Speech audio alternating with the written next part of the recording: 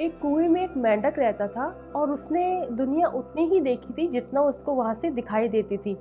उसने आकाश भी उतना ही देखा था जितना उसको वहाँ से दिखाई देता था। एक बार समुद्र की एक मछली वहाँ से पानी के रास्ते से उस कुएं में आई और उस दोनों के बीच में बातचीत होने लगी। और मछली ने उस मेंढक से कहा कि तुमको पता है कि समुद्र कितना बड़ा है? और मेंढक जहाँ खड़ा था उसने एक छलांग मारी और कहा इतना बड़ा।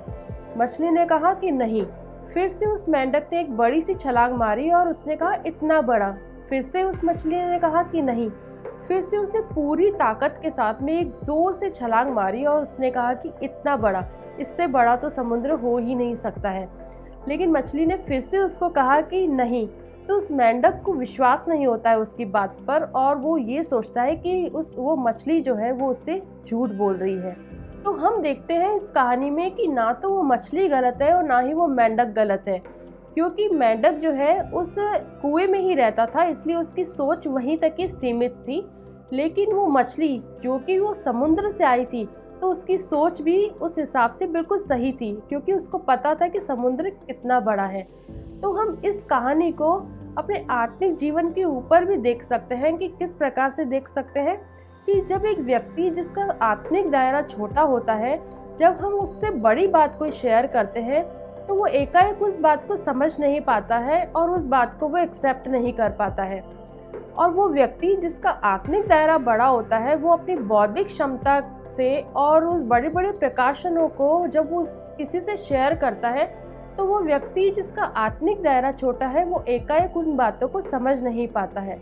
तो हम ये देखते हैं कि ना तो वो व्यक्ति गलत है जिसका आत्मिक दायरा छोटा है और ना ही वो व्यक्ति जिसका आत्मिक दायरा बड़ा है, क्योंकि जिसका आत्मिक दायरा छोटा है उसने इन बड़े बड़े प्रकाशनों को कभी पाया ही नहीं होता है और उन गूढ़ बातों को कभी सुना ही नहीं होता है, तो उसे लगता है कि ये बातें जो है वो गलत है।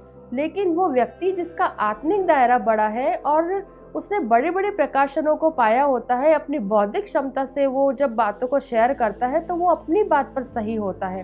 तो ना तो वो गलत है और ना ही ये गलत है, दोनों ही अपनी बातों पर बिल्कुल सही है और दोनों ही अपने आत्मिक दायरे जितना जितना उनका आत्मिक दायरा है उसके हिसाब से वो दोनों अपनी जगह पर बिल्कुल सही है।